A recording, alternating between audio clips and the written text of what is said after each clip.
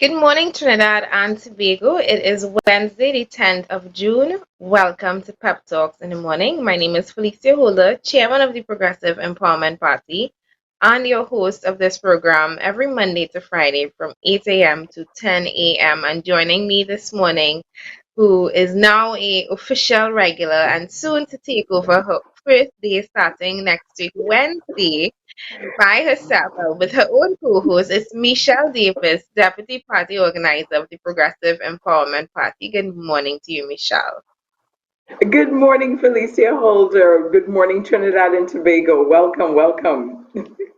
Indeed, welcome. And if you notice that we are a little bit late this morning, blame the rain, the rain that made me put my alarm on snooze at least two times. And when I jumped off my bed at 7:05, I was like, oh my God, look at the time. Rush. I'm like, nobody needs a flat iron today. Nobody needs a who needs eyeliner?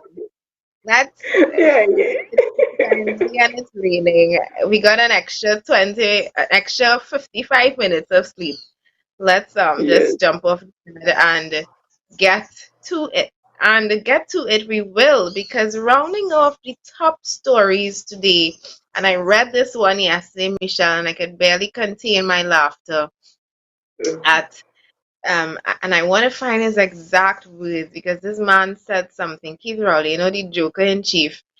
I'm going to say what he said before I tell you what the article headlines were. And please take this moment to click share, forward of the link as we invite more people to join us on the program this morning. As it's a rainy morning, I anticipate we're going to have a lot of people under their covers watching us. Better you than me. Unfortunately, I don't have my coffee this morning to keep me company. So, anyway, and he says, Keith Rowley, I make no apologies for this, and I'm going to tell you what this is in a bit. I make no apologies for this because I speak for those who have no voice in this country. Mm. Keith Rowley is now speaking for those who do not have a voice, and you know what?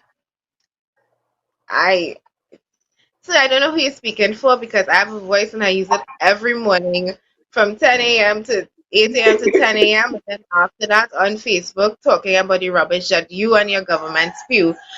This one being that the Prime Minister wants value for money on all state contracts. And if that statement is not oxymoronic on its own, I don't know what is. I've never seen a more stark contrast, a more stark dichotomy between words versus actions, between man versus words. There's no way to describe it. And he's speaking at the opening of the Curup interchange, which was officially opened on Monday, 2 days ago.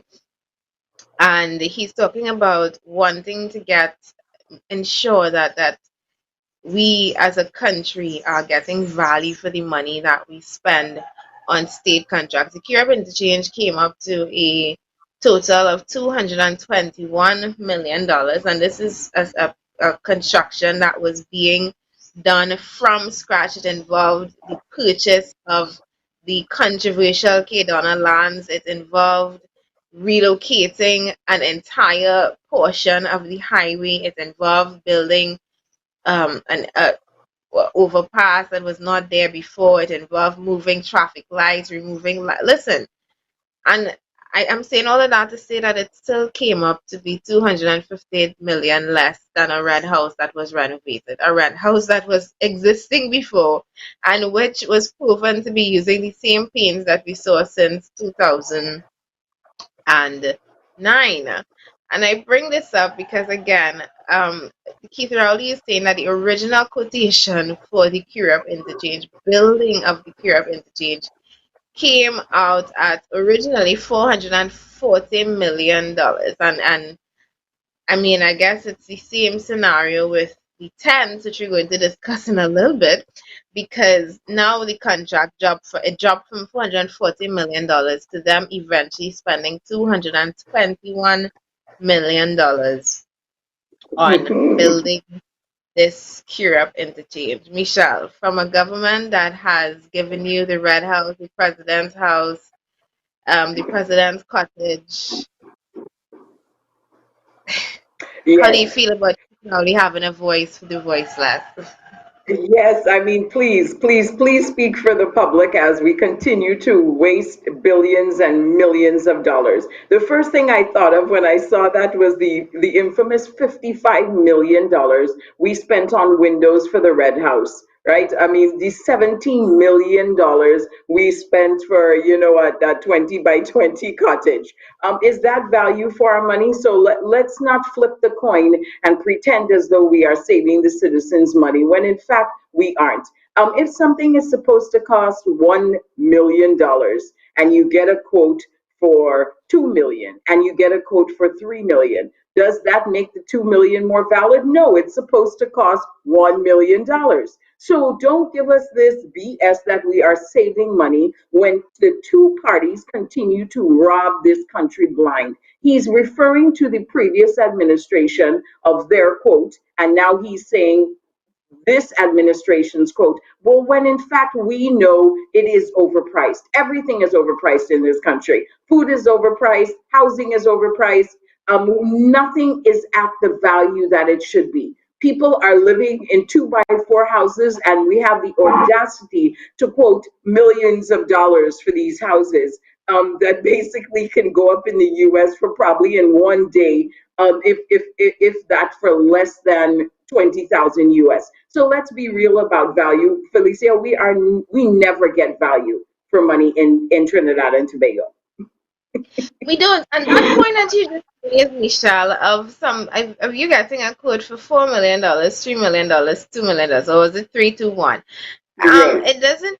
You getting a quote for $2 million versus the $1 million, or you getting a quote for $3 million versus the $1 million right. doesn't make any more acceptable that you're still overpaying, whether you pay the two, sorry, whether you pay the three or the two, it's still only valid and only worth $1 million. And the fact that he was blatant and bold-faced enough to say that Unicud came to him with $24 million quoted on the swimming pool, and then he asked them, and I guess he was supposed to feel like this is a man for the people, where a state company, a state special purpose company, could come to you with a quote that was worth nearly 3 times, more than 3 times the value, about 4 times plus, almost 5 times the value, because the pool was worth 24. They were quoted initially $24 million, and the swimming pool in Navigator was eventually built for $5 million. So my question is, how comfortable do you have to be as a state special purpose company to be willing to provide a quotation worth almost 5 times the value and pass it off for approval? If, according to our superhero and god of the public treasury fund, Keith Christopher Rowley, if he did not step in with his hand on his hip and his mask on his face saying, and his cape blowing in the wind, if he didn't step in and say, I'm not paying $24 million, what would have been the case? And I'm saying that, and I'm being very sarcastic and facetious with this, because the fact is, somebody along the way, at some point in some time, would not have given a quote like that second thought. And in a case like this, I have to believe that it is only an example that he's using to try to make himself sound like he is a champion of the people. And still, $5 million still sounds like a lot of money for a pool. So Exactly, Felicia. Let's not create, twist the picture for what it is. It is robbery and construction in this country.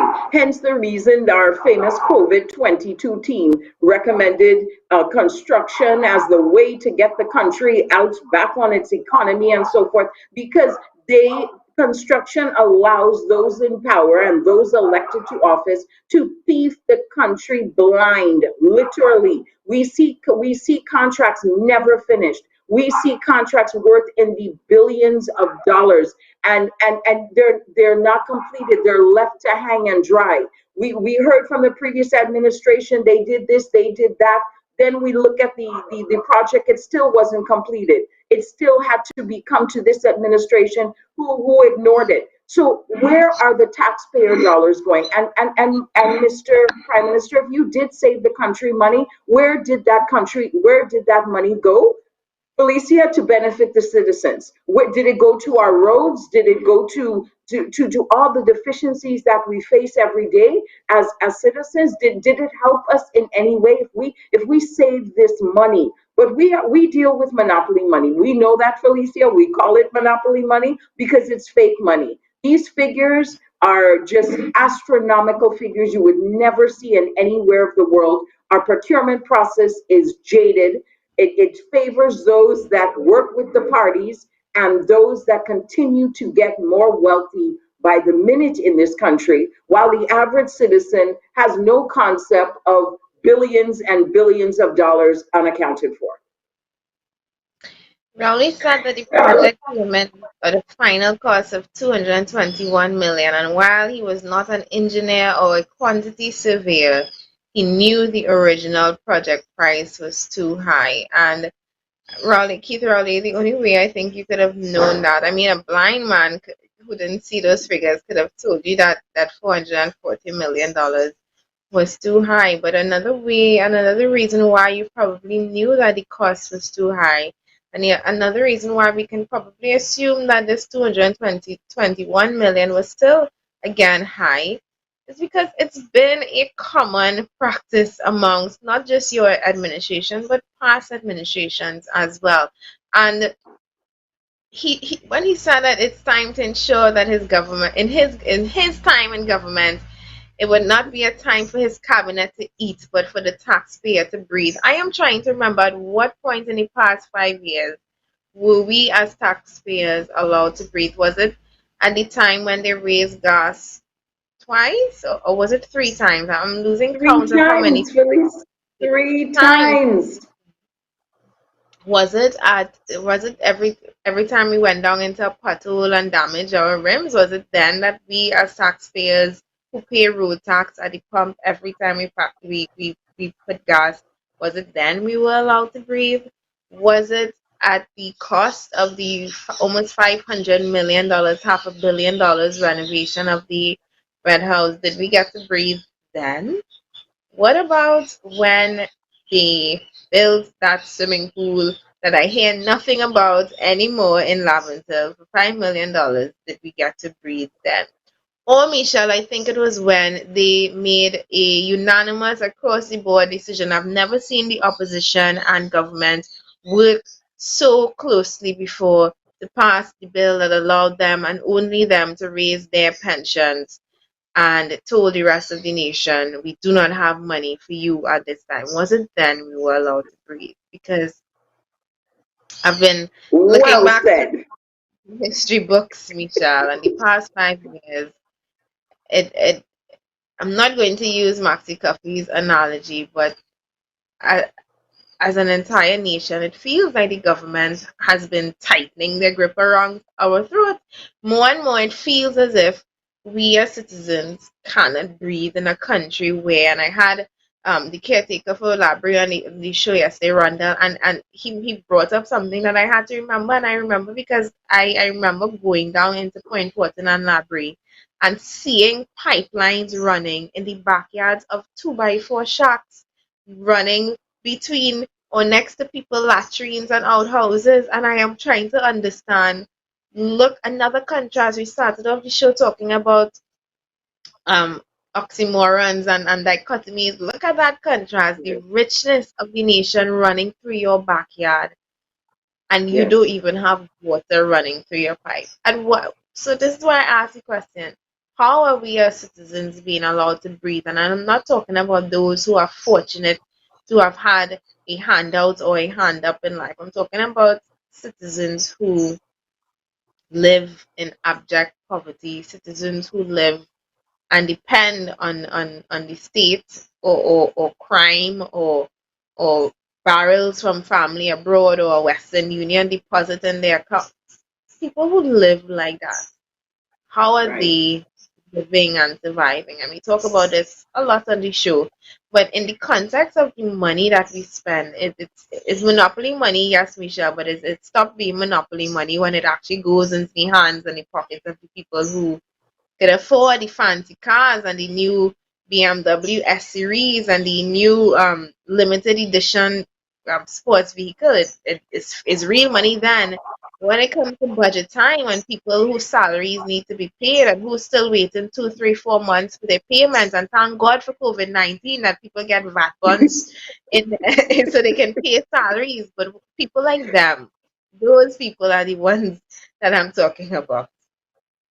Exactly, Felicia. And what the average citizen is going through this country, while the the present administration and the previous administration continue to quote billions of dollars being spent, but yet we cannot see value for our money. I was thinking as you were giving that list of items that you have to question, you cannot help but question. What about the $2 to $3 million paintings he put in office? The first couple of months, was that priority for the citizens? Did that touch the citizens of Trinidad and Tobago? How did that benefit the average citizen on the ground? What the Progressive Empowerment Party, we are looking for governance for all. The average citizen, Felicia, what they are going through, it is shameless for a country of this wealth. We look at prices. You price a car here in Trinidad, it skyrockets to another price that you wonder, how did they even come up with this price? You price a house in Trinidad, you price land in Trinidad. You go to the grocery. This is the only country I've ever been to. Every week the grocery prices change. To what does that benefit the citizens? Is there any government regulation to assist us with that? No, there is not. Instead, we continue to hear the billions and the millions being spent, but we see no value for money. And that's what we need to start asking ourselves as citizens. Where is the value for my money? Indeed, and I, you mentioned the grocery prices there, and that's something I pay particular attention to because Please. I do baskets as a business, so food and buying food. I'm in the grocery daily, weekly, as often as you need, and I am in the grocery and seeing the cost of things going, and I can literally see it happening day for tomorrow. Something will cost this price today, and then tomorrow it is that price. And it's not just the what you call the expensive supermarkets, it's the bulk chains as well. I've been to PriceMart, I've seen the cost of things going up, and I mean, I want to believe that it's COVID-19, but this is a country where prices go up, but you never ever see them come down, no matter what kind of boom, no matter what kind of economic prosperity. Things just, the prices only seem to go one way in Trinidad and Tobago. And knowing that the cost of food is so out of the reach of people. Michelle, I had to, during the pamper drive, a lady reached out to me because she needed pampers for her children, and someone donated money specifically for that. So I'm going there to what you call it, Pennywise, yeah, because I think Pennywise sells diapers. I'm going there to Pennywise with the $100 in my hand, saying, "Yeah, I'm gonna buy about 2 packs of Pampers, maybe a bottle of a tin of milk, and I should be okay." Michelle, the cost of the Pampers alone, 1 pack, was nearly $100. So I'm here trying to figure out how do I balance Pampers, milk, Nestum with $100. I eventually had to put the money out of pocket because I couldn't go back to this lady and say, "Hey, I could only get you one out of the three," when the child needs all three. But I think about the people who have to make that decision every day. Food Yeah. for me or milk for my children? Pampers for my child or sanitary napkins for me? And that is probably the reality of the situation. And who is raising this in the public space? Who is raising the cost of food in the public space? Because it's enough to just say, "Yeah, boy, food price is high." But for the average citizen, well, for the citizen who can't afford it, what is their situation like? And Ronnie's talking about being a voice for those who don't have a voice. What about those people, Keith Rowley? Are you speaking on behalf of them? Are you speaking on behalf of the ones who have to make that opportunity cost decision every time they go to the grocery, every time they go to the supermarket? What do I buy versus what do I put back? Those people they don't have a voice and they need somebody to champion their cause. We as citizens, we could champion the cause of our state contracts, and I can tell you what is too high and what is definitely ridiculous. But for the people who need you to speak out for them, raise your voice for them now, please. Exactly. Get a board that monitors grocery prices. Cap the exchange rate that from buying to selling that puts an additional 10 to 13% because the banks are not regulated. So we buy and we sell at two different rates, which directly impacts the importation of goods into Trinidad.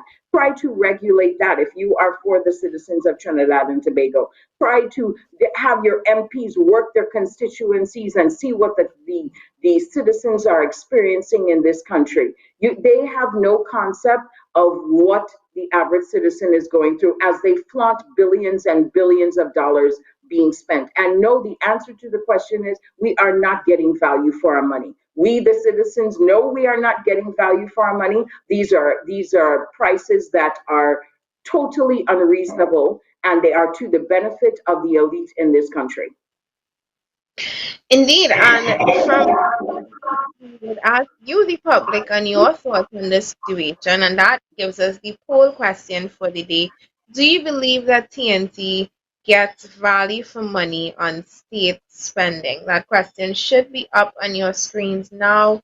Please take a moment to give us your answers. Do you believe Trinidad and Tobago gets value for money on state spending? And this parachutes us into part two of this discussion because were I a newspaper editor, I would have made sure that these two stories ran side by side. I would have run one on the left and one on the right because on the left we would have had the prime minister saying that he wants value for money on spending on state contracts, and on the right or right beneath that article we would have had the story about the $8,000 tent that we that the petition for the $8,000 tent, $8,000 a day tent that the North Central Regional Health Authority chairman had to come out in the public space last night and deny that his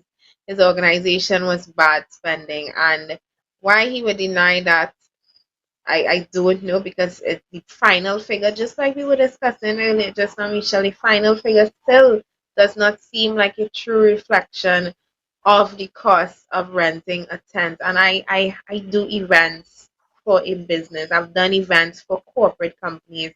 I've worked with said contractor on jobs, things just like this tent rental. So I'm looking at that cost. And why Keith Rowley said he's not an engineer or quantity surveyor, I am an event coordinator by trade.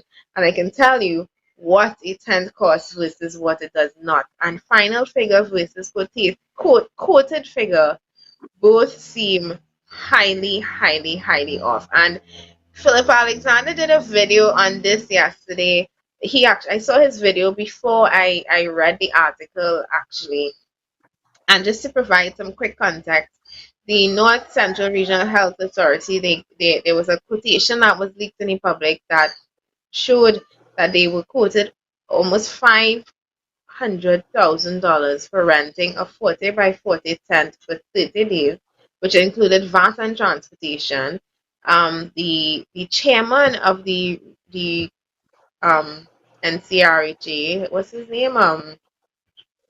CEO, the Davlin Thomas, came out and said that he was a target of a political smear campaign. No, sir, you just spending money crazy and we're gonna shine you up.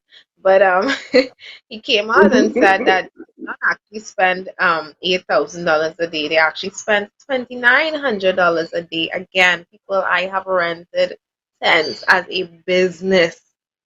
Unless those tents have gold in them. I am trying to understand how did a 40 by 40 tent cost $2,900 a day.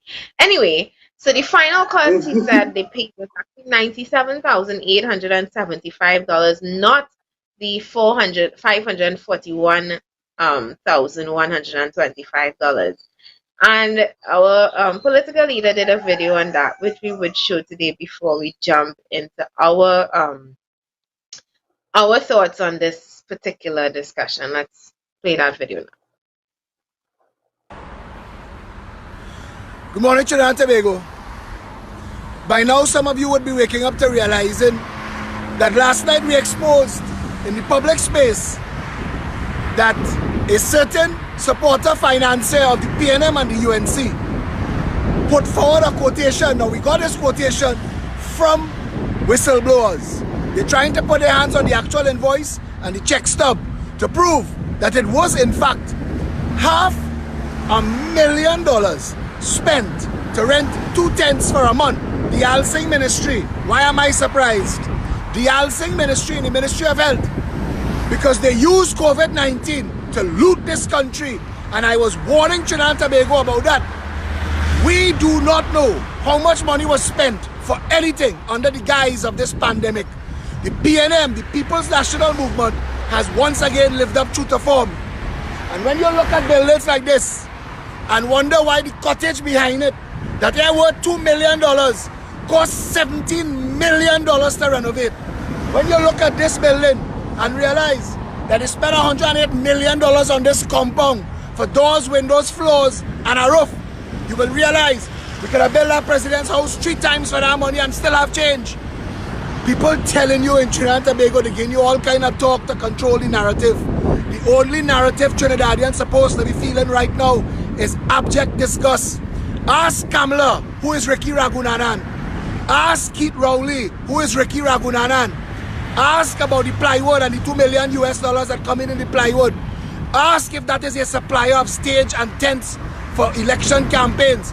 Ask if there's a person who has benefited from HDC to build houses under both PNM and UNC, and understand why a tent could cost this country $8,000 a day, while people marching and protesting for justice in America. PNM and UNC dishing out raw injustice in Trinidad and Tobago. The money of this country, $3 trillion, has been stolen by the PNM and the UNC over 58 years of corruption. And while they would want you to stand up and talk calm and quiet with your hand in your lap, I am telling you, Trinidad and Tobago, this is where the rubber meets the road. And if you want a better country, this is what you need to be protesting for. $500,000 to rent 2 tents? Nah, man. Value Well said. for money. The Prime Minister wants value for money on state spending. So many things to dissect in this next in this story, Michelle. You want to lead the way? Because Felicia, you know, it is just what you said. When you see these articles, it is almost, it's so shocking that you read the headline 2 to 3 times. You read, now what Philip Edward Alexander is trying to highlight and did highlight is the fact that the quotation is not fake, because the same contract vendor came out and said that he submitted a price lower.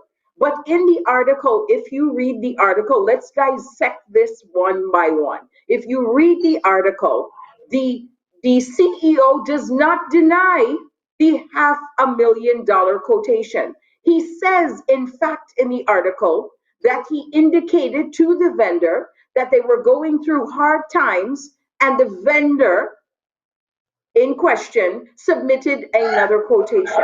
So if they were not going through hard times, Felicia, was that $500,000 to be accepted? Stop trying to fool the public. It's the same example I gave before. Whether it's $500,000 or whether it's $250,000, it's still overpriced. it's still overpriced. It was not value for our money. So stop. The public is trying to twist the story, the narrative. No one in that article denied that $500,000 was invalid. In fact, it is a valid quotation. And when a vendor that is accustomed doing relations with you, they would submit something close to what they feel would be accepted. Nobody in their right mind, from a vending standpoint, submits quotations that would never have the chance of being selected.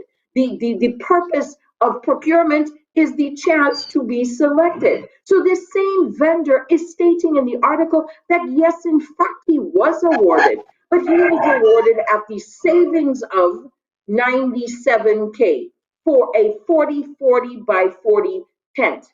I have rented 20 by 20 tents in my yard for events that I may have held, and the cost is $200 a day.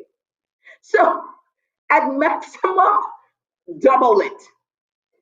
Okay, let's throw a little bit more to it. Let's be So a real little bit public. more for the marquee. The marquee, so give it Right. about $300 more. So We're still $400. looking at a price. Exactly. So stop twisting the story that we got value and putting it out in the public that in the two quotations are there from the same exact company. He tried and he didn't get through. And miraculously this morning, a 97,000 quotation is suddenly available in the public.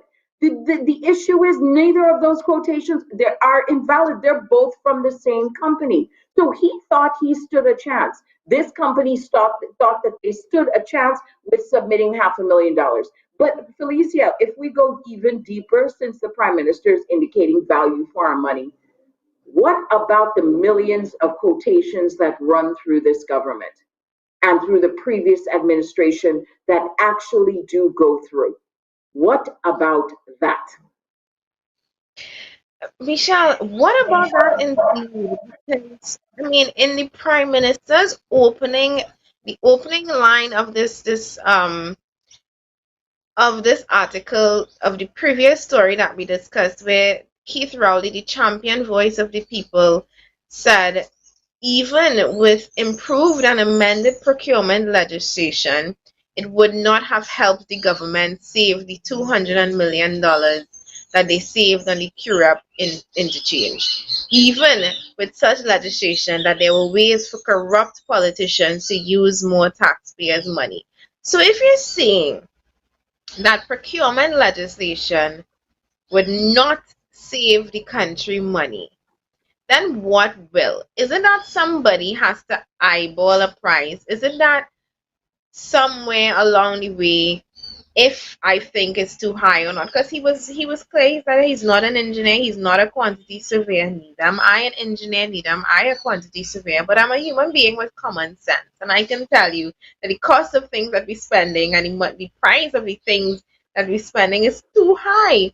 But why is it that they are so against rules and systems in place? Because he's saying that even if we had legislation, they could have still done this. So he's doing two things there. He's admitting, one, that there are ways for, and he can't just point his finger on the other side of the table, but that there are ways for corrupt politicians, even if there's approved legislation, there are ways for you to make your money in the back end, and we know this. We know that you charge for something, and like you say, we make sure we have a smaller quote. So in this case, it could be what, the $97,000 versus the $500,000, and in that case, of course, the $500,000 will look like whoa. And when you pay $97,000, which you may have still end up overpaying at least 2-3 times the cost, it wouldn't seem so bad. But that's how they do it. But you're also admitting that you have failed to put proper procurement legislation in place. Because for a CEO, for for the regional health authority to have the authority to spend that kind of money and not have any real checks and balances in place. Because what did he say? He said we're going through hard times. That's not how it Yes.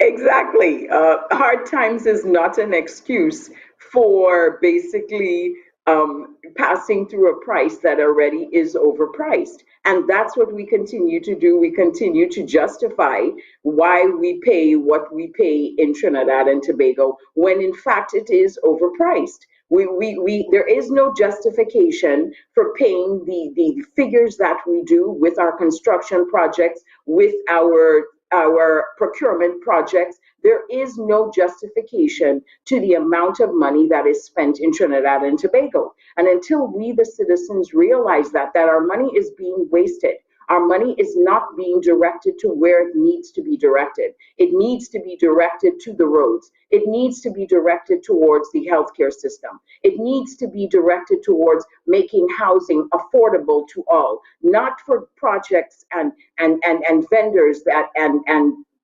financiers that continue to profit off the hard-earned taxpayer dollars. There is no difference between $1 million quote and $500,000 if the cost of the actual project is $10,000. So stop spinning the story to make it look like it is benefit the citizens when in fact we do not see the savings. We do not see the savings for this country. We are living in it day by day. We are living in the roads that are so deplorable that they cause thousands and thousands of dollars in damage to your car weekly. So for those that have older cars, their cars are being torn up by the roads that are supposed to be properly maintained. You're back, Felicia? We I'm lost back. Did you. you when I got locked out, did you hear me say that I was frozen by chance? No, no, no. I was just frozen. Yeah. So I didn't, I just couldn't hear you. Okay. What did you hear up until? Let me see if I can remember everything that I You, said. I know I I can't probably even threw you off. remember because I continued talking. That's okay. But I was saying along the lines of the government is admitting that they do not have proper procurement legislation. That Right. I, as a small business owner, would never put out a quotation for an item that says $2,000 when I know that it costs $500 because I would want to ensure that they select me. But the fact that if I could be so brave to put $2,000 for an item that I know costs $500, it's because I'm comfortable doing this. It means that at some point I may have Correct. done this before. And why Correct. does somebody telling you where I used to work, Michelle, you don't go back and tell people, there's real hard times, drop the price a little bit. You go back to them and tell them this is the approved based on standard quotations for a job like this.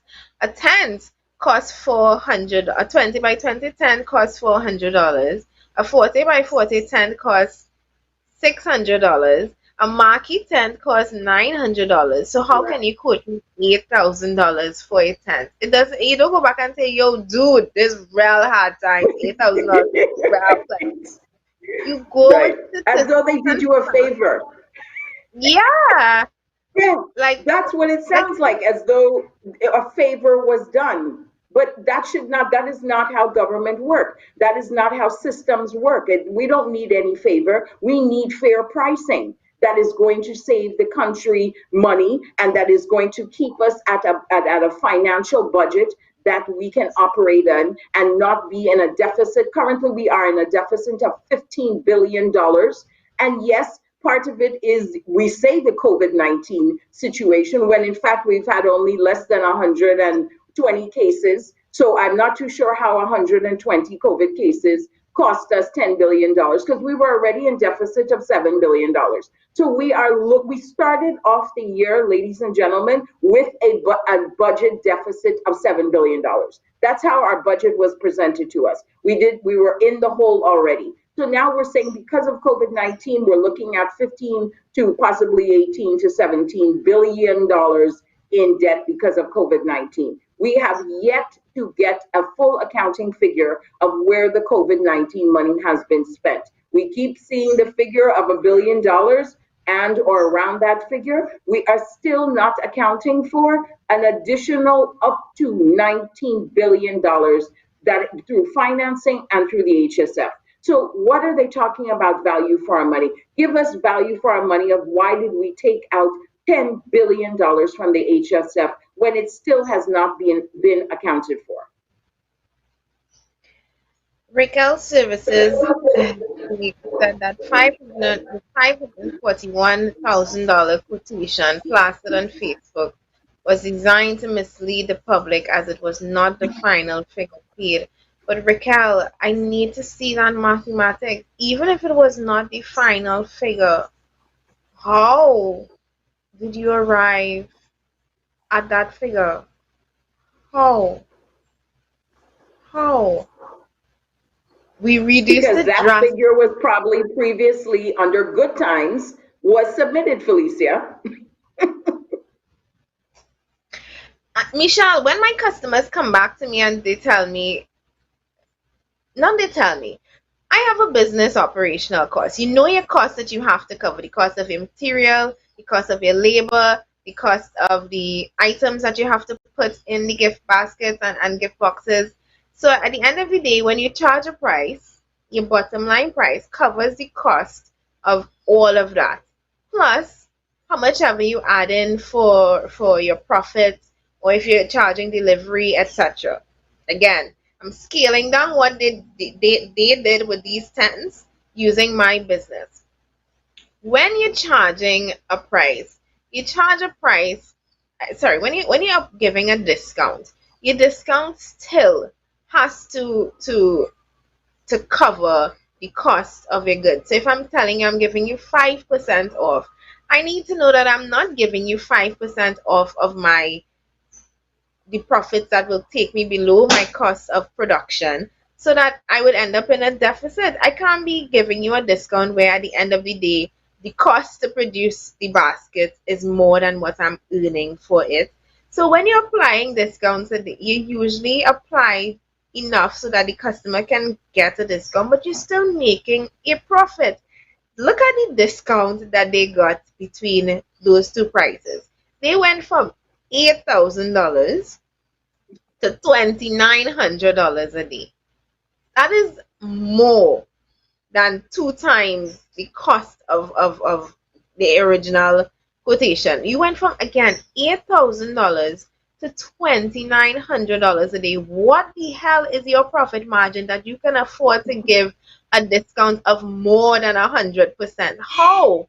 How? Because I need to know that kind of mathematics to apply it to my business, because I would love to tell my customers, hey, a basket costs this price, but guess what? If you ask me for a discount, you can get nearly the full price off of it. Full price. I need public service mathematics, because actually, no, I will stay away. I'm good. I want to be accused of what those people are definitely known for, because I'd rather do my business the way I'm doing it. Again, it there's no way, there is no I'm sorry, there is no way, Michelle, that any of this could be. True. I can't see it. We know You're how. speechless right now. Felicia, Yeah. this is where the concept of EATA food comes from in Trinidad and Tobago. This is where the practices come from in Trinidad. You get a government contract, you get a work, and you basically milk it for all that it's worth. Even in the everyday quotations of someone coming to fix your house, coming to do work for you, if they can get away with the highest quotation and get you to pay that, they will do, instead of saying, let me look for a reasonable profit margin. This is the culture of Trinidad. We continue, and from a government practice standpoint, it is simply despicable in terms of how much this country is robbed internally by the practices that continue to happen. He did not deny, indicating that he submitted that $500,000 quotation. There's no denial on it, so let's stop spinning the facts and take it for what it is. It was a chance to greatly profit off the practices within the previous and past current administration. Let's be real. That has been our history, a history of practices in Trinidad that we overspend continuously. Hence the reason we are now in a country of significant debt. We are drowning in debt.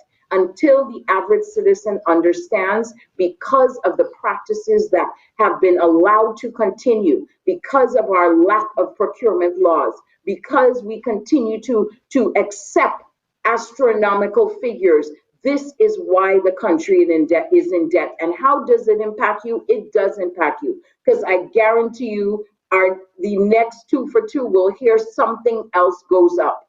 And it continues, as we've indicated. Gas has gone up 3 times in one administration, but yet they continue to say they have reduced the cost of living.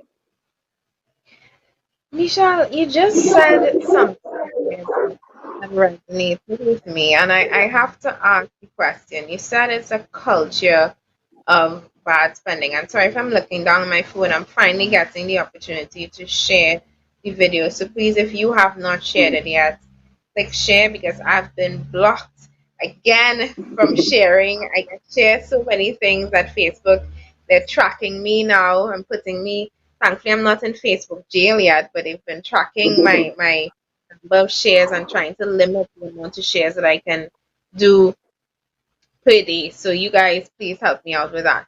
But you said something there, Michelle, that we have a culture of overpricing and overquoting for things. And I was wondering, why would that be? Like, what do you think is the reason behind that? Is it just that we're a greedy culture? Is it that we about taking more than we can get? I mean, I've known it from since growing up. I've seen in all kinds of practices, from going to service your car to buying car parts. What is it about? You mentioned earlier, Michelle, about purchasing a car. I'll never forget seeing my car, buying my car for what I thought was a great price, and then going online and seeing what it actually costs in the United States. I multiply that by 10, not just I multiply by 10, hoping to at least try to account for taxes and importation fees, and still even then it was still overpriced. And I'm asking myself, what is it about? And looking at the number of cars on the road, what is it about this country that it is everything, almost everything is about to dig out your eye? Michelle, every time I have to go to a new service, somebody to service my car, I always tell them up front, I say, please sir, I know I'm a lady, but don't dig out my eye, because I'm a woman, but I'm smart and I know the cost of things. So please don't come telling me that this costs this and it doesn't actually cost that. But what is it about us as a society? What is it about us as a nation, about the culture of spending and quoting on things, and what is it? Are you frozen? Michelle looks frozen. I think Michelle is frozen. And that is a question maybe I am asking to the public, and I don't know if you've ever asked yourself this question as well. What is it about Trinidad and Tobago? Why is it that we have established such a terrible culture of bad spending, of misuse of public funds, and again, it does not only happen in the public sector, you see it across the board. You go to pay for a house, and I saw Limmer McLeod Wilkinson, our deputy political leader, put up the price of a 3-bedroom house. I believe it was costing over $3 or $5 million. Either one of those figures, just like the $97,000 and the $541,000 for 10. Either one of those figures are extremely exorbitant, a really terrible spend of money. But what is it about the country that we just money is just hemorrhaging in all of the wrong places? And I say all of the wrong places because you never hear about a multi-million dollar water upgrade project that finally results in people getting water 24/7. And not that I'm condoning the exorbitant spending in terms of contracts and public sector upgrade contracts that supposed to benefit the public but are a waste of taxpayers' dollars. It's not that, but again, you never see the money spending on areas that are supposed to truly benefit citizens and benefit society.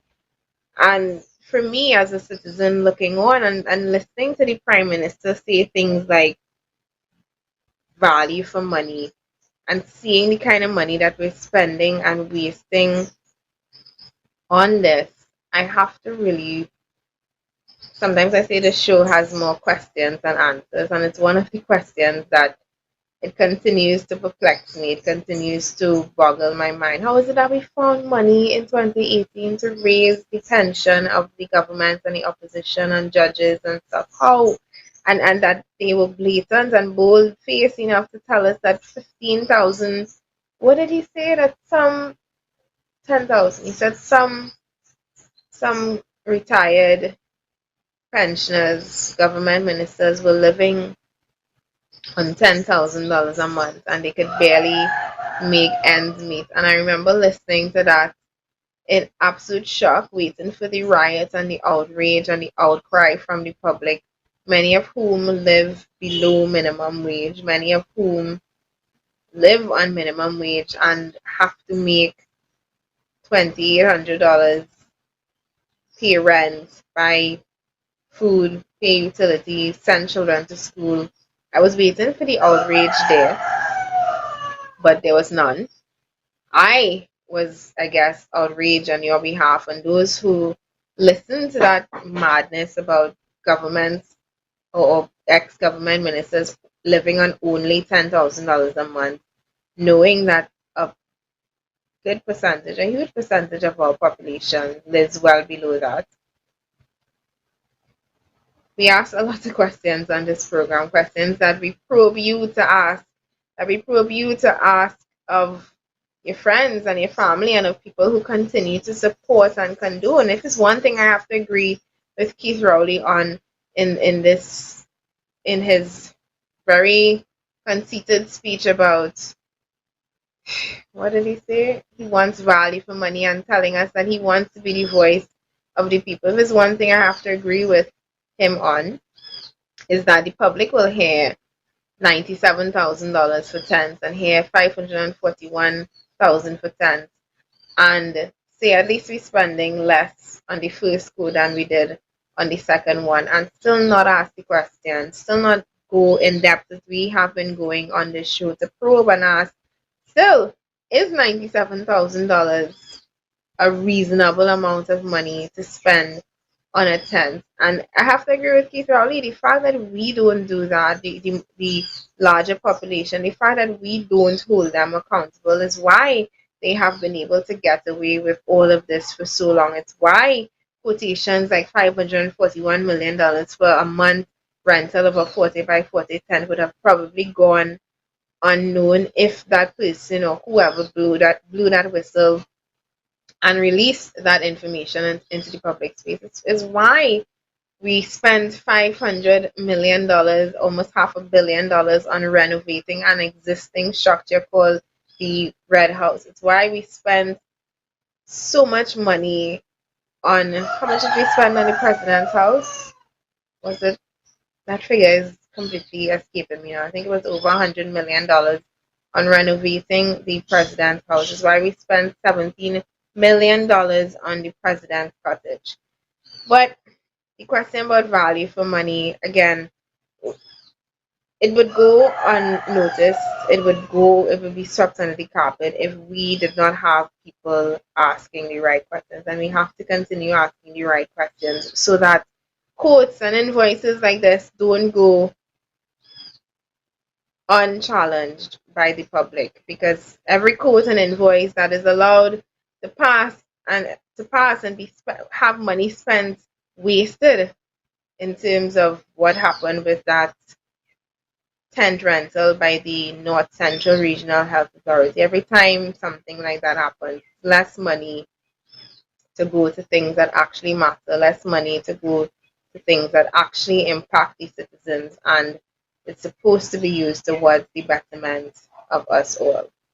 Less money, and we continue to make those who do the wrong things, we continue to make them rich while we as citizens suffer.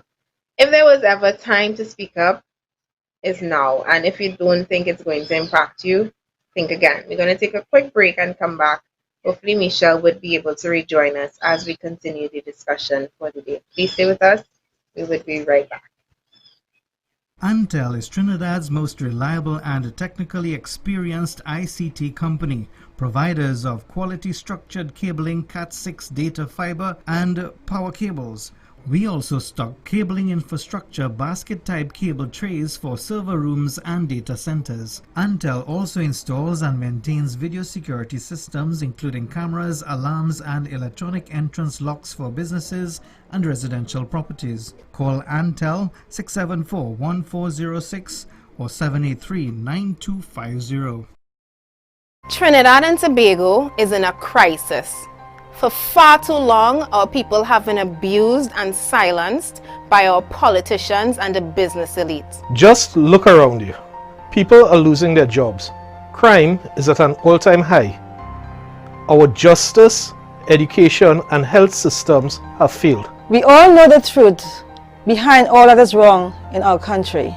Corruption is destroying us. Billions of our dollars are being looted by a small group of business people that use our politicians to divide and distract us, so they can take what they want, leaving us with no hope for a better country. All of this is because we've never had leaders who seek the interests of the citizenry as their first priority. I am here because I'm not taking it anymore. I am here because I am not taking it anymore. I am fed up of politics as it is in Trinidad and Tobago. It is time we elect leaders with the backbone and the love of our people to go after the corrupt, evil elements in our country, hell-bent on serving their own pockets while we suffer. And it is time that we as a nation take a collective stand against wrongdoing. So we are making a plea to the nation to rally behind us. Because our freedom of speech is being threatened by those who don't want us speaking out on these issues. A man that I greatly respect is one of those leaders fighting for a better country. His name is Philip Edward Alexander,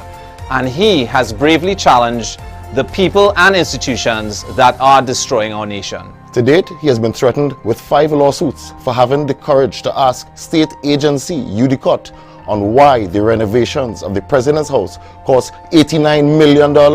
When experts in the field have estimated that that job should have never crossed 20 million. Where did the rest of our money go? We refuse to stand by and allow any agency to use our courts to try and silence and punish Philip or any other citizen of our country for trying to seek the truth. If you're fed up of corruption and want to be a part of real change, support Philip and the Progressive Empowerment Party in this fight. This fight is not for him or us to bear alone. It is a fight for you, our loved ones, and our friends. It is a fight for the future of our country. You can help by making a contribution to Philip's legal fees and help him and PEP expose the truth and shine light over the darkness of corruption. Go to our website at peptt.com, click on donate and see all the ways you can pitch in. There is hope. Our country can be saved, but we all need to stand together.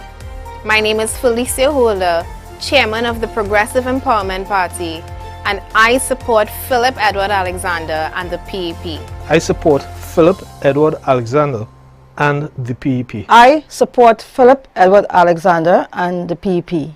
I support. I support. I support. I support. I support. I support. I support. I support. I support. I support. I support. I support Philip Edward Alexander and the PEP.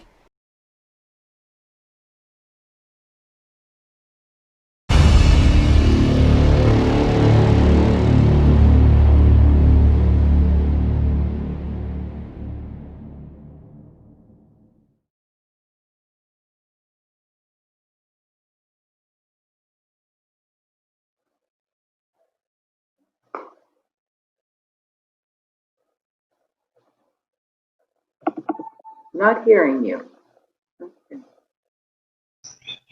We are back, and Michelle is back with us. Welcome back, Michelle. Well, good. Yeah, thank you, Felicia. Well, you know, anytime it rains anywhere in Trinidad, our systems and infrastructure go to fail, right? So it must be raining somewhere in Trinidad where my internet just totally went offline. So glad to be back. The rain is in Port of Spain. It has been raining since about 5 o'clock or even earlier this morning, on and off. It finally stopped. It's why I almost did not make it on the program this morning. Thankfully, it stopped because I have been stifling yawns since I got up at 7:05 this morning. So I apologize for that rain, Michelle. We reached the place where we have to apologize for nature because this country is still not set up to accommodate the things that we know happen every rainy season, which is that water actually falls from the sky. The sky, yes. And that's something that we forget to discuss. There's also the fact that rain, we talk about rain in terms of flooding and in terms of us not being able to capture that same rainwater and use it in the dry periods of dry season. But there's also the fact that rain also not damages, but it weakens or clearly or already weak infrastructure. I mean, in terms of internet and phone lines sometimes go down, sometimes they get crossed. Every time it rains, well, I hope they have finally fixed it, but when it rained or rains hard, there's a transformer in Belmont that always blows, and I, for the life of me, do not understand, like, can they waterproof it or something? And I mean, this is just me talking very silly, simplistic terms, but again, it's the setbacks of living. Yeah. Every time we do this show, the first thought to mind is electricity will go during the broadcast, because there was a point down here where we were experiencing outages every single day. And I was not even sure I could commit to doing the show because we literally were experiencing outages every single day for hours at a time. So I am lucky, knock on wood, that we have not been it hasn't hampered the broadcast, because I literally would not even be able to do the show. Indeed. And we are opening the phone lines now. I got a call during the commercial break. He wanted to ask me a question. I did tell him, there is that article on Penelope Beckles. It has finally surfaced, but it surfaced in the Guardian. I will forward that to you, Michelle.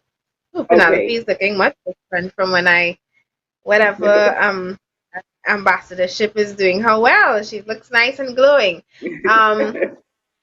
Somebody called me during the commercial and I told them to call back after 9 because he wanted to ask a question. So the lines are now open if you would like to get in contact with us. 769-4590 to call in on the show.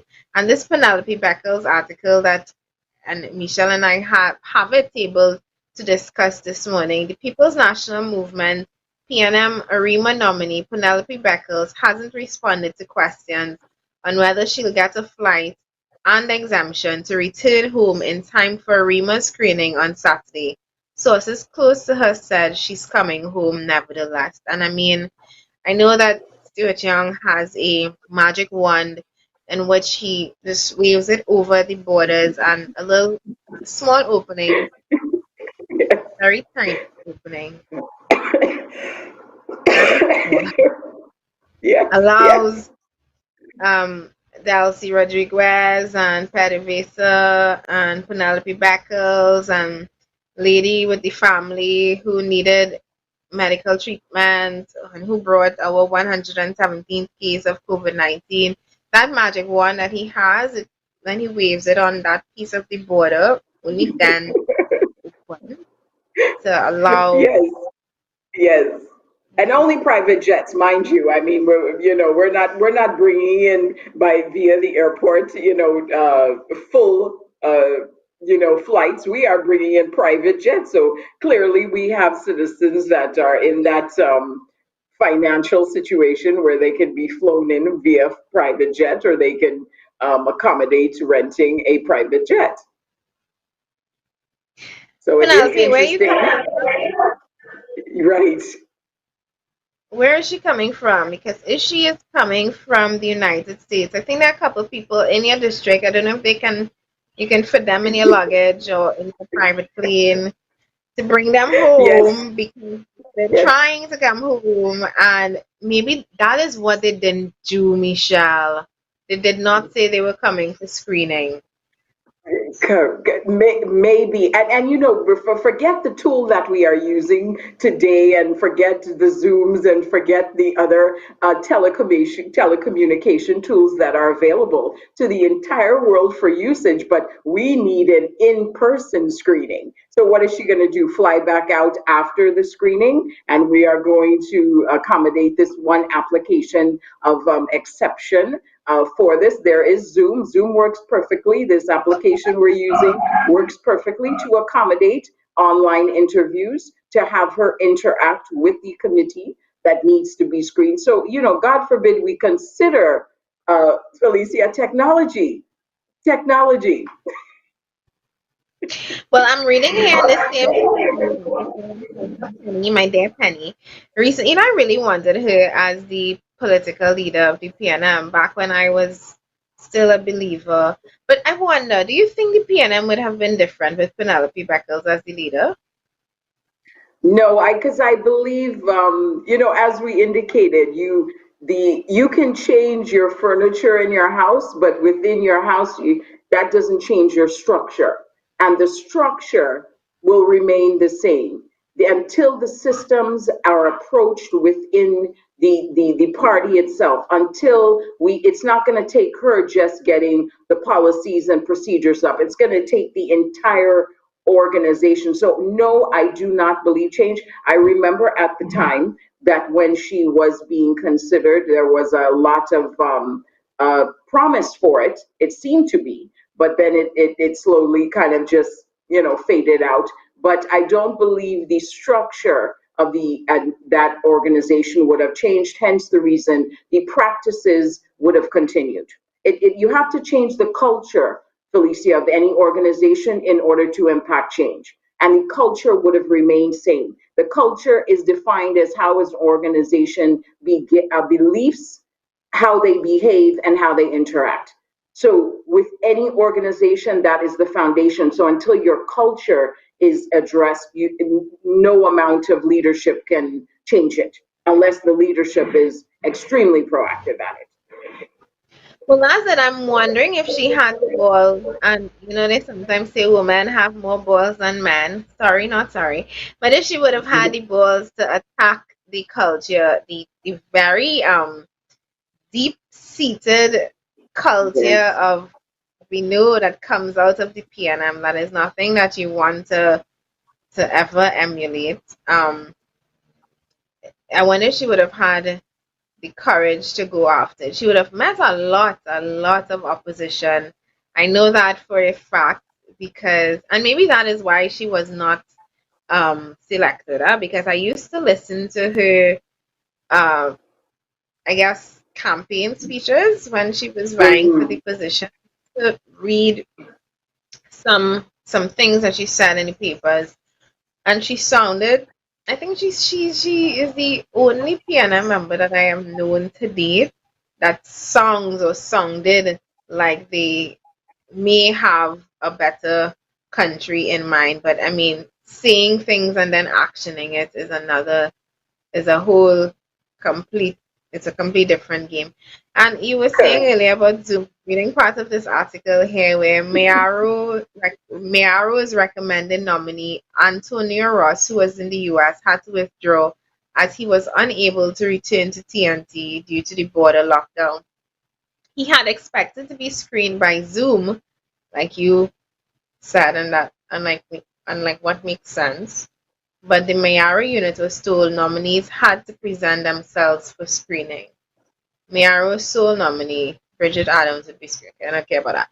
But I don't understand why they would force people to, unless that is just another way of screening people, telling them if you can't physically be here. But whatever the PNM does is whatever the PNM does. That be not using technology assist. Yes.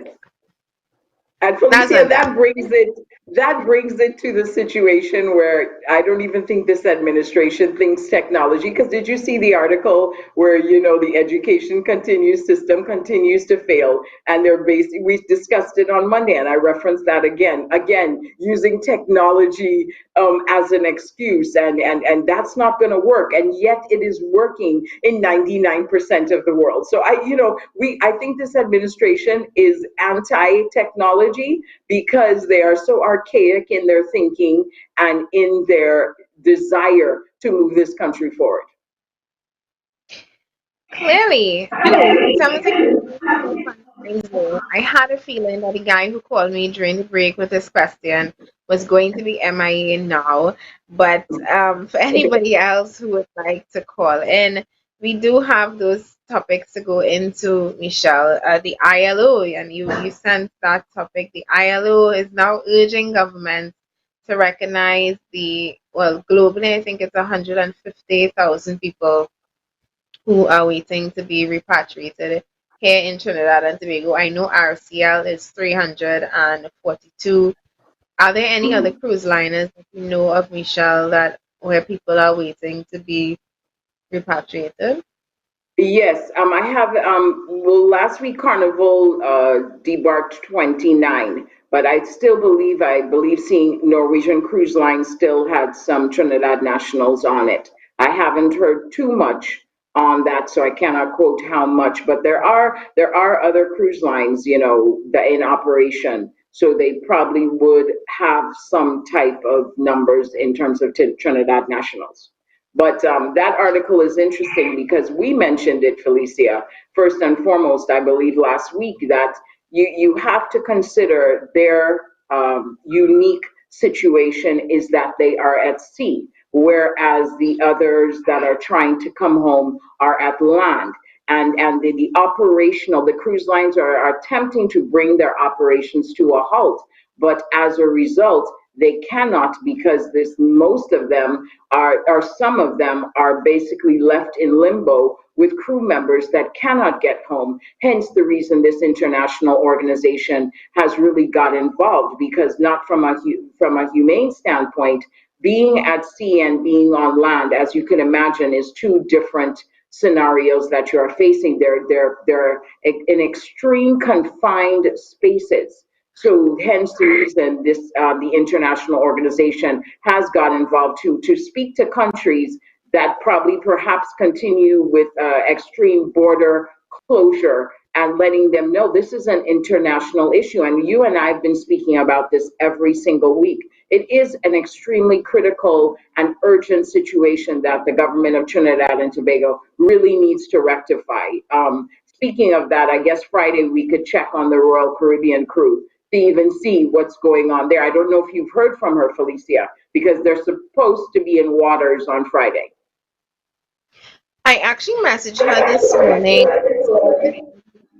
because I was reading the story published from the island. Guys, it looks like I'm stifling yawns. I so want to yawn right now. I'm so sleepy. And I'm facing the window, and I am just seeing gray, cloudy skies, and it's soft precipitation that is just tell you all goodbye. It was nice. I am going to lie down on my pillow, which is right next to me right now. Believe it or not, I want. Listen, I'm fighting good fights because we're doing this.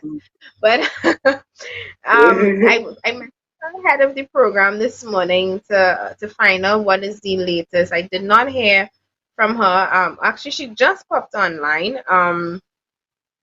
The last that I spoke to her, which was on Monday, she wanted to do the interview, but she could not. They were getting their, I'm going to yawn, I'm watching see. They were getting their daily medical checks and checkups, etc. So she could not have made it onto the program. I know they're supposed to come back when the 11th. The 11th they're supposed to be in at sea, Trinidad which is waters. Friday, in Trinidad waters. No, the 11th is not tomorrow. Wait, Oh, Thursday. tomorrow. Oh, Thursday. Yeah. Okay, right. Yeah, looking at the date. we no longer operating on COVID-19 days. but no, I still lose track of the days, and every time I start the show, if you go back and look at any of the videos that I do, when I read the dates, my eyes veer slightly to what would be left because I'm looking at the dates on the bottom of the computer screen so that I can know what time of the day it is, and that's the only reason why I was able to tell you that Friday, the 11th is Tuesday. Correct. Not. But where is that article? I'm trying to open it here. You sent it from the ILO that wants the release of 155 seafarers trapped on aboard cruise ships due to COVID-19, and we do fall into that category. I mean, maybe it would take a big stick like the ILO to get them pumping and get them moving on this issue faster than, well, I don't even want to say sooner rather than later, because we're now going into 4 months that they've been out there. Yeah. At this point, Felicia, you know what I thought of? I was wondering and curious to know what was our government's position, because we seem to be in a very defiant position lately in terms of organizations or countries telling us what to do. So I did not see a response to that article, and I was anxiously awaiting to hear what did our government tell the ILO. Are they working with them, or are we going to be defiant as we normally are and say we are doing things at our own pace? Well, yeah, Trinidad is we don't owe anybody anything anymore. And speaking of which, I haven't heard anything on the Delcy Rodriguez and that whole bacchanal with the United States ambassador and us on the Rio Treaty. I haven't heard anything for the week there. Isn't that Stuart Young? No, we don't deserve an answer. What's that? Felicia, we don't deserve an answer. We are the public. We do not deserve an answer. Let's be real. Stop asking for things that you are not going to get. That story is dead. We are not going to get an answer. They are going to just put things in the public to continue to distract us as usual. But that is dead. That case is no longer. They've given all they can give, and that's it. So don't expect, unless somebody, whistleblower, comes out of the woodwork and blows that meeting, which I don't think we had a whistleblower in that case, because it appeared to be a very secretive meeting that no one was privy to. So yeah, we're not going to get that answer. Well, more than answers, it's kind of on the United States end, and I mean, maybe the Black Lives Movement has their hands full in the midst of what is going on with COVID-19. But they themselves seem to have gone a little bit silent on it. Maybe we need to write an article or something to choke the fire. I'm not sure. But I'm very interested to see where it eventually lands, because I know there is more to the story. And like I say, maybe the Lord smiled on Stuart Young and the Prime Minister and gave them a week break from the pressure that they've been receiving as it pertains to this particular issue.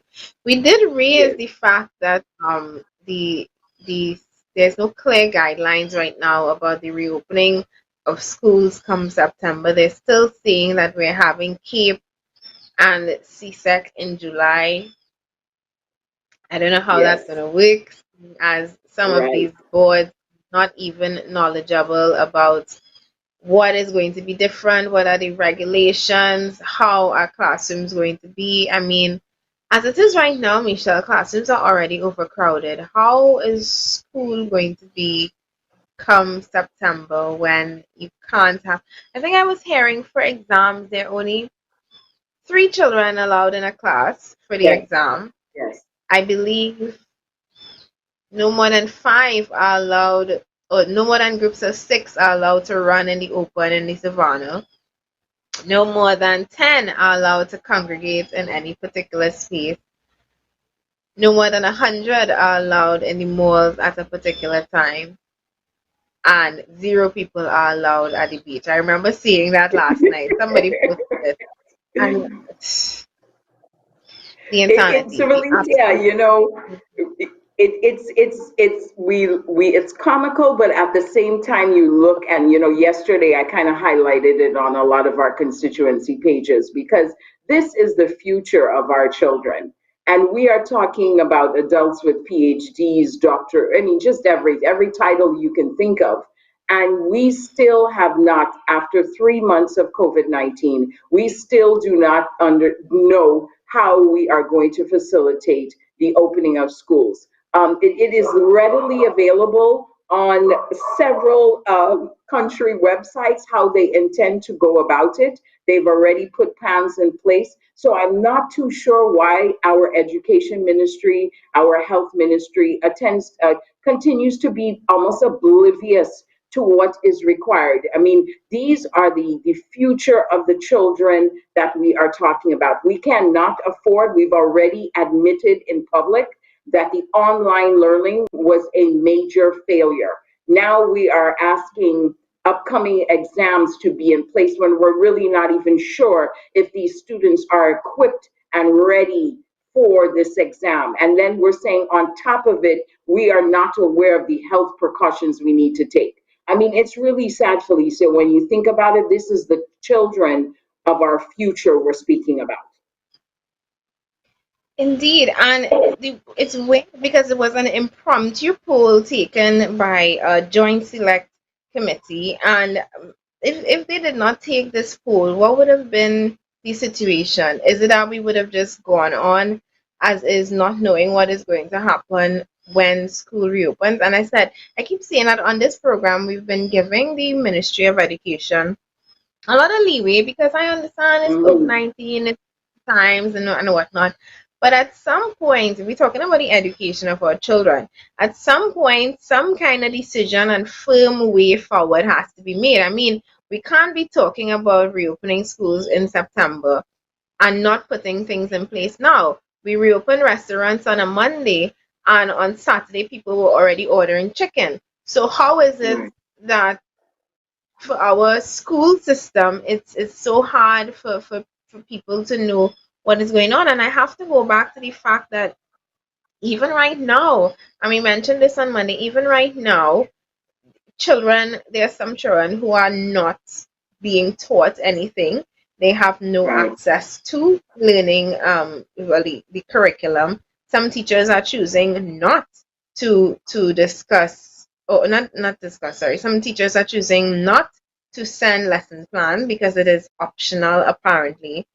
Yes. All of that. But how is it optional? How is it optional, Felicia? When was it an option? They're being paid. They're still being paid. How is March through June an option? That would have been a regular time for school. So, you know, again, the continuance of how we continue to govern in this country is just I understood the first 2 weeks, but I did not understand after that why the teachers were not facilitating and assisting the children, and all these excuses of technology and so forth. And yes, we did acknowledge there are some children in the system, but we have to find workarounds. That is what governance is for. We cannot continue making excuse after excuse of why nothing works in Trinidad when in other countries it's working. I'm sure in other countries they had issues of internet access, and I'm positive they found a solution. That is part of governance. We cannot continue to be blaming technology and other systems that are clearly working in worldwide, but nothing here works. Anything we try to implement is meant with an attack in Trinidad because it's a first world nature. Is it that the country is not ready for change? Is it that the current administration is not ready for change? Who is ready for change in this country? We have to want better for our country. We do have to want better. And nations here again. I mean, everything about it sounds like it must be an absolute mess. And the in addition to asking children to be 6 feet apart, Michelle, like I was saying earlier, our school system is overcrowded already. I do not see how this is in any way going to work. I don't know if it's that we're going to have phased days of learning. So I come to school on a Monday, Tuesday, Friday. You go to school on a Wednesday, Thursday. I don't know. But as it is right now, it seems as if virtual learning is going to be the way forward. But are we prepared for virtual learning? It's raining in Port of Spain and your electricity gone and Cedros. Right. I mean, and it's not raining here. That is such a good point, because it's not raining here. So when my internet went, it had no reason. There's no wind, there's no rain, there's no snow, there's no sleet. So this just tells you our infrastructure alone cannot even accommodate the technology that we're trying to promote. But yet we're being charged first world rates, are we not? The internet bill comes on time. Everything comes on time. The cable bill comes on time, when half of these services, if it rains too hard, are not available. So, as a country, are we really ready for this change? And those in government, past and present, need to take proactive measures to get our infrastructure ready to handle these situations and handle this demand. And as Felicia indicated, online education is the future. It is safe to say probably in less than 5 to 10 years, most organizations, educational organizations, will be teaching online. And are we ready for program? Within a week of the COVID-19 lockdown, we had already set up this remix program. We had already gone to Zoom and got not just the trial, but the paid version, so that we can have our meetings as we would have had it before. We've gone to technology. I was remarking at how the party has literally gone virtual. We have our meetings online, our team meetings online. I have my internal finance meetings online. And all of it is us moving into a world where right now physical contact and physical interaction has been limited to a very large degree. And I mean, yes, we are reopening and things are trying to return to normal, but normal is not going to be the normal that we knew. Not for a while again, not for a while. So how is it that we are not yet able to move this into the classrooms as well? How is it that we're not yet able to actually, during this point in time, why aren't we using this as a period to train teachers on the use of this kind of technology? And I mean, this is taking into account the children who do have access to this kind of technology. I don't even want to go down that road right now. For those who don't have smartphones and tablets and laptops and desktops and all of that. But for those who do and those who can benefit from it, why aren't we going down that road? Why aren't we using that kind of technology? Why aren't we capitalizing on that technology? Zoom is a free program. You can use Zoom. You can upgrade for $10 a month. Tell you think Rick Dragon have anything priced at $10? Maybe what, a screw? I mean, it's crazy. Alicia, what training do you actually need? Think about it. What training do you actually need? We went online in 1 week with all my lecturing. I didn't need any training to train online, because you are a teacher. You are there to facilitate. It's just now you're on camera. What training do you need? With Zoom, you click a link. And that's it. It brings you into the meeting. It brings you into the classroom. So we keep using these, excuses where the rest of the world has adapted. There's no training required. There's nothing. If you can use a laptop, you can use these software applications very easy. But again, why doesn't anything work in Trinidad? Indeed, why doesn't it work? And we are now what? We're in June, July, August. We have just about 2 months left for, well, we're now going into August vacation. We're supposed to be doing Cape and CXC next month. I have no idea how is that supposed to work, Michelle? If you have not been getting lessons and the lesson plans, or if you have literally just not been in school, how is that supposed to work? You wonder, but that's the question where we're asking right now. How is that supposed to work? That these students are required to take these upcoming exams that determine their future. How is this supposed to work if you have not been privy to access to a classroom in the past 3 months? How is that supposed to work? Are they going to cram the information? So they're saying the CSE exam is in October. So are they going to cram 3 months of lack of education into 1 month of schooling? Is that what they're going to do? What is the plan to get these students ready? And again, this archaic CEA exam that the PEP, we advocate getting rid of because it's such a pressure. So, Felicia, can you imagine the students now that have not had privy to a classroom and then they have to take these exams? Can you imagine that?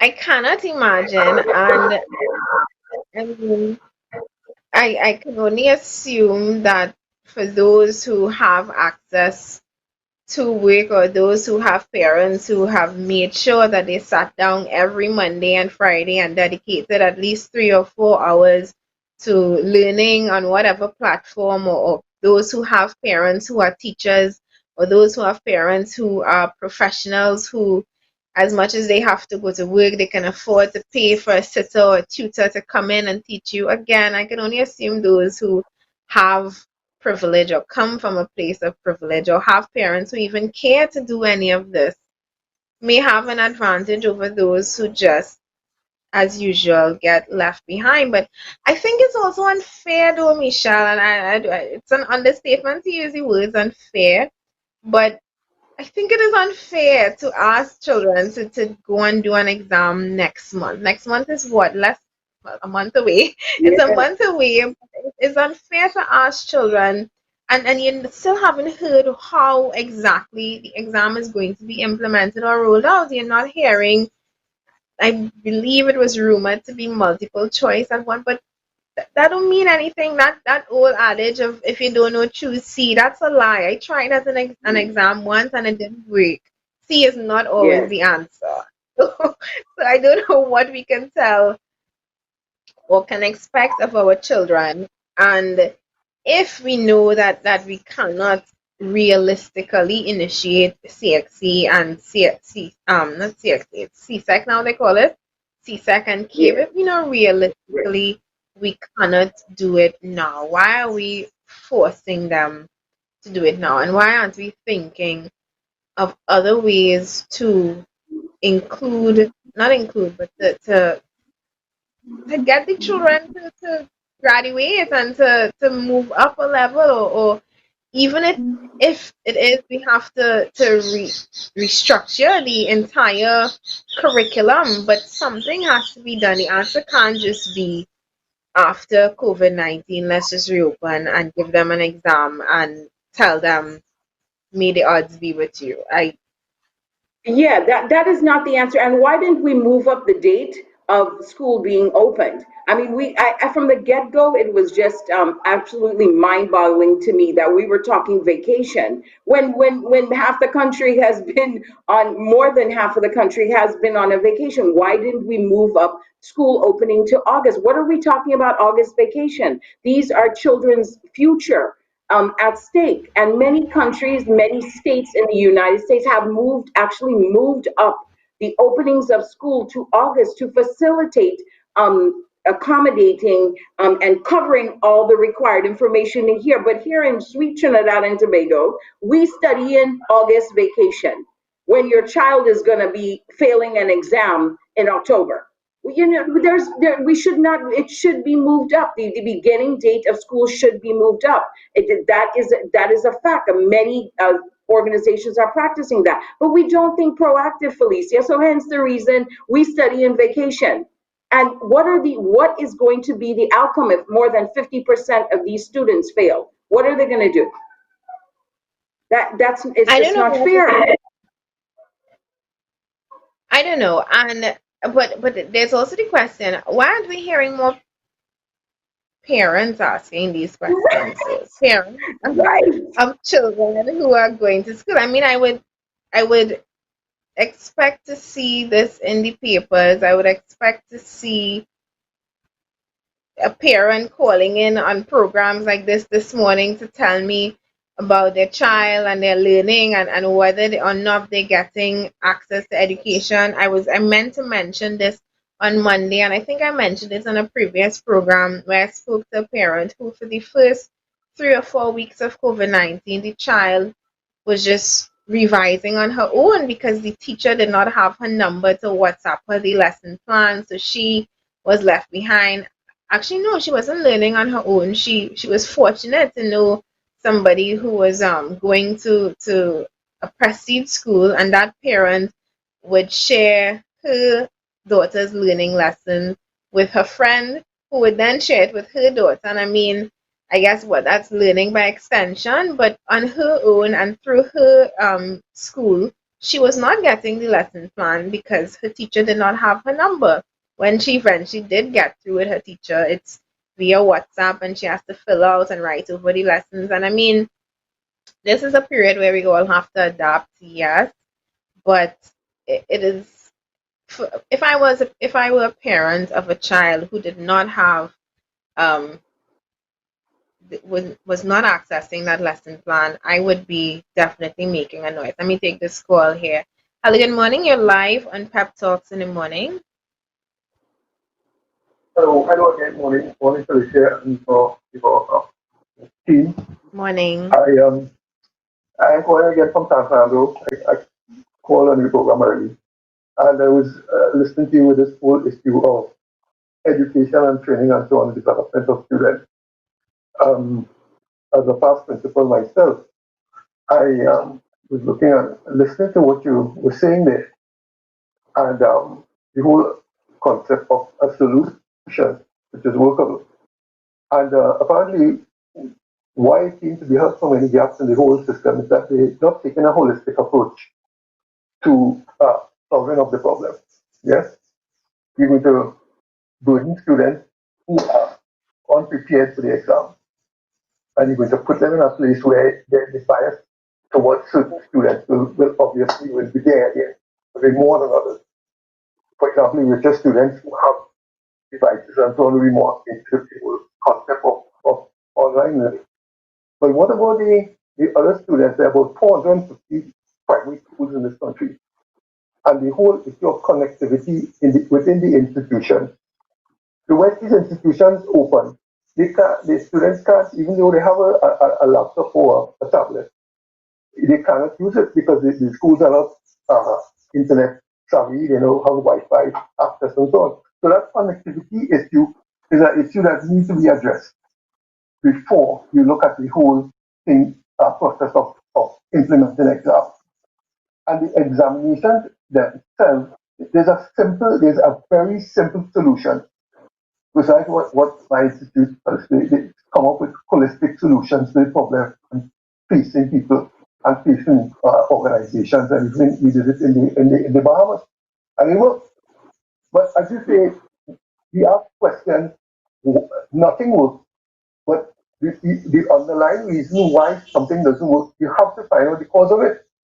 And the process of getting a solution cannot be in a piecemeal approach. It has to be directed in terms of a specific solving of a problem. So, for example, the Minister of Education knows me very well. And the thing is, if you purport a solution, position. The union is against the exam. The PTA, the National Parent Teachers Association, has voiced several concerns and they wrote them. But it's a very simple solution, and I am going to be presenting it this morning to you. You know, the fact is, if you delay, you have to delay the moving of the students from the ECT centers, those centers, the primary schools. So if you delay 1 year, so instead of sending the children to the primary school when they are 5 years, you send them to 6 when they are 6 years. Then you have delaying the whole process, the whole system. So you could successfully now use this time as your expert is saying there. You cannot push exams down the students' throat and they are not prepared for it. A lot of even at the CSEP level is where you have students who are simply lost. They have not completed the curriculum because the SPA the teachers will normally teach along the SPA system to cover those SPAs and those IAs. But what about the rest of the curriculum? So you make the exam into a guessing area and then say, well, this is TXT. If TXT want to run the exam anytime, there is their business. We don't have to jump to their tune. We delay our system for 1 year. From July or August and September and October, the rest of the year, you get all the information and all the necessary requirements for an online present. Correct the connectivity is used in the 450 primary schools, and then you can start to train your teachers, keep training your teachers along that path. Like you say, you set up your whole Zoom system, and you have to set up that whole Zoom system in one week. And everybody could go on the platform, and all the parties, you all are presenting ideas, and everybody are copying it. And the PPs not yet. All those parties are still having online presence now. Yeah. They copy everybody. They copy your ideas. This is why I had hesitation for presenting ideas on the show, because what they're going to do, they're going to take it and they're going to use it and they're going to say yes. Because this is what they're doing right now. This is what they're doing. They're taking all you have 21 policies. You need 22 because you need a policy after COVID. No, because when those policies were written regarding everything, it was before COVID, which was a totally different scenario we were dealing with. So based on those comments and so on that you're receiving from parents want to have the children organized to get to the schools. That would help with the flow of students. If you keep the standardized students there for 1 year and let them write the exam next year, you can let TXT run how you run in your business in your country. With that, because TXT running stuff, you have to do it. You can delay the students and use the model that we talk about, the Norwegian model, the Norway model, where you have students, and the Japanese model, where you have students remaining in the system until they're 7 years old. So you strengthen the ECC centers and start to teach them IT from 5 and 6 and 7 years old, because that is the time they know it. That's the time they will readily respond to those laptops and so on. We have children who are 5 years, they run a whole online presence to you.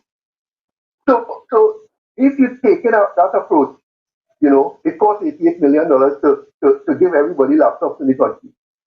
They could have taken that money from your president's house and give it to the laptop to them.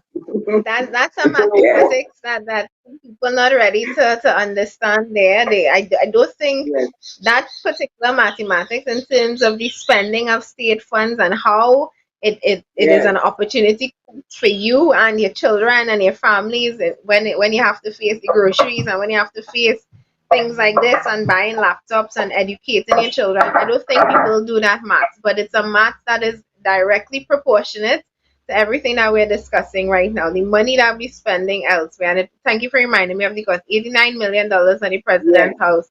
Could buying laptops right now for those 400 and whatever schools for during this period right now that we're taking classes online. And as the caller, indicated, what are the other countries doing? I don't have money. I'm going to be presenting something to you all just now in terms of a signature project, because I was responsible party in getting the laptops on the system from the, it was a policy of the department to get it. So you're spending all this money, in order to do have money, you spend the money so stupidly and so foolishly, and in areas that are irrelevant to us. Look, yes. I was looking at the new COVID response from the government team there. They have a whole set of experts getting together to tell you that they're going to increase infrastructure support spending. Who give him the right to take our money and put it wherever he wants it? We need to. This is where the exactly. And I think your party, your Philip party, address these issues from that level, and to actually do things in a way that is functional, that is relational to the needs of the communities. So the thing is, they have the institutions. Sure, we want to do it, but they need to do it from the base. Get the foundation, the children who cannot function went to the ECC center, guide where they should put the 50 computers in, and teach the young children from there, and have the training of the teachers as well. They have shut down the teacher training program in many areas. The whole teacher training unit in technical vocational education, where I get scholarships to go to England, is totally languishing all over the 179. Yes, agreed. Is virtually a ghost town. Nobody wants to do carpentry, masonry, electrical, plumbing, and so on again.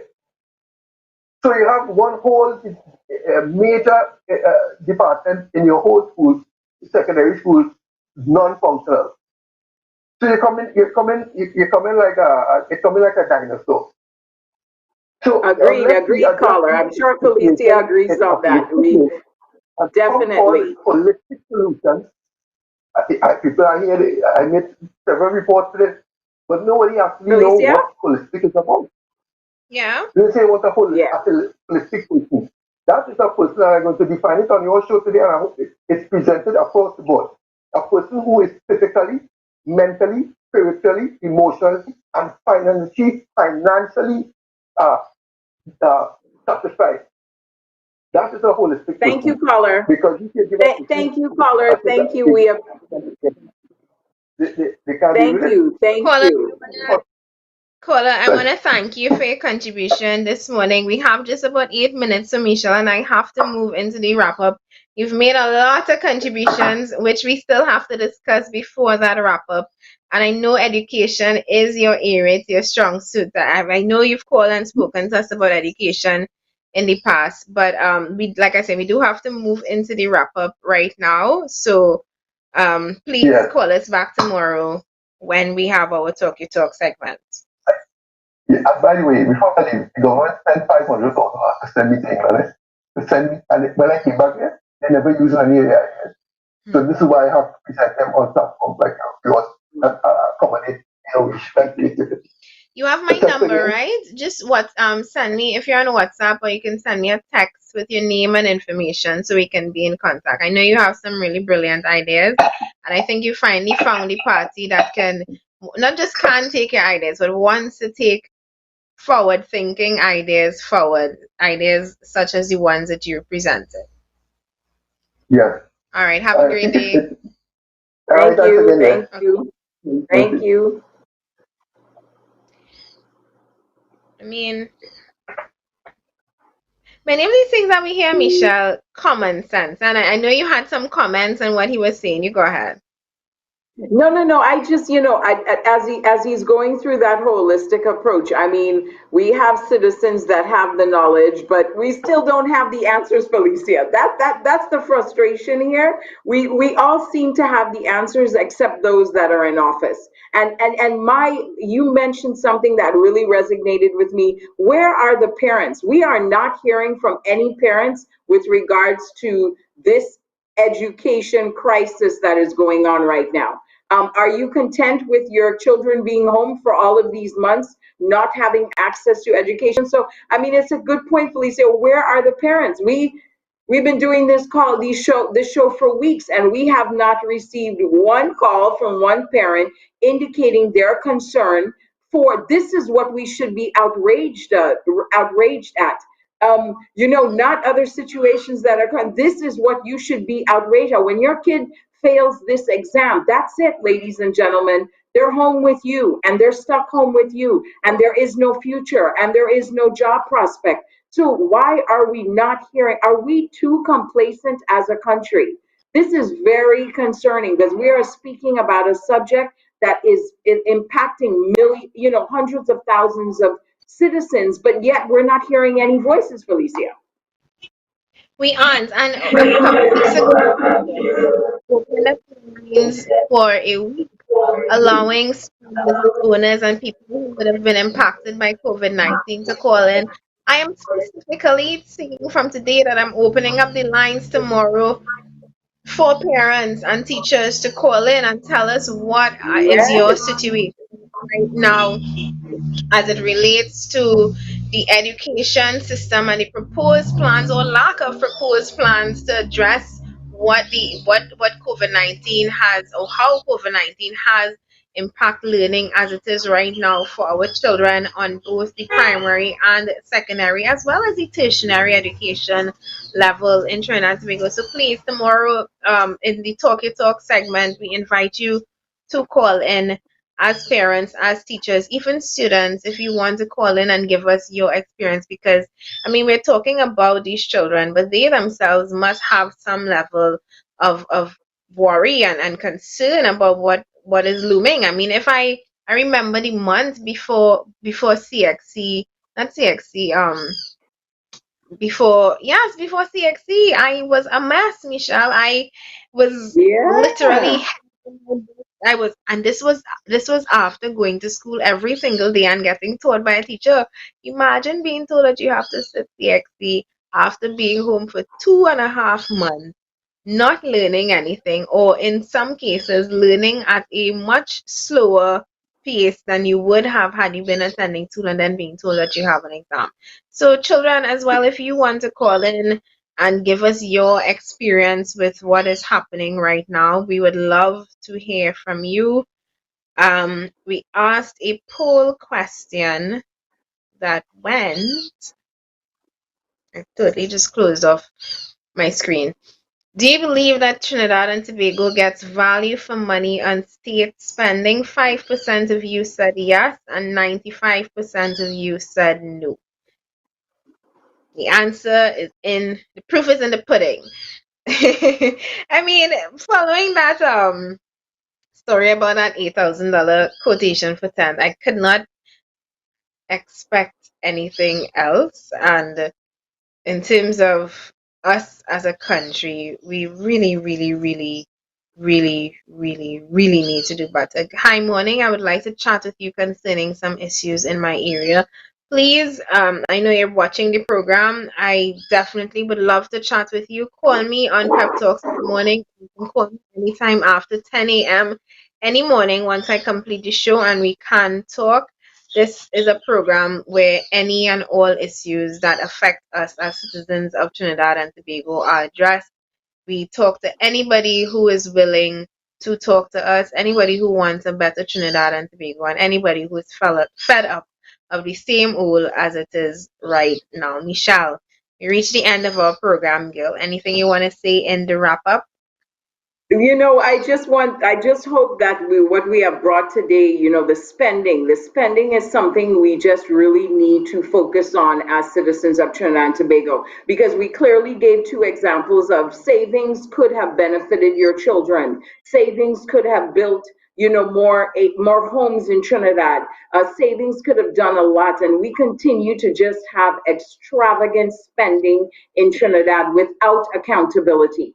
And that is how are the citizens impacted by this? You are impacted. And I hope we have brought to your attention that, this type of spending cannot be continued. A government, past and present, needs to be held accountable for what they have done with taxpayer dollars. And again, Felicia, thank you for having me. Always a pleasure having you. Well, you know what I haven't done um in a while? I have not. Yes, chicken. Good morning to you. Um, I have not read an inspirational quote, and I want to find one. I did not remember to pick out one for today. Oh, this is a nice one. Success never comes around to look for you while you wait around. You've got to get up and work at it to make your dreams come true. And I think that is very, very fitting. Anything that is worth having is worth working hard for it. So work hard. I was gonna say work hard, play hard, but work hard and you would see and you would see the results. Sure, Domingo, thank you for joining me on the program this morning. Yes, I know I probably came across as very lethargic and sleepy. I am very lethargic and sleepy, but nothing is going to stop me. Not even nice rain falling on a cold, cozy morning with drizzle falling right now outside my window. Not even that me away from you. I will be back tomorrow for another episode of Pep Talks in the Morning. Until then, remember to stay together by staying apart. Bye bye.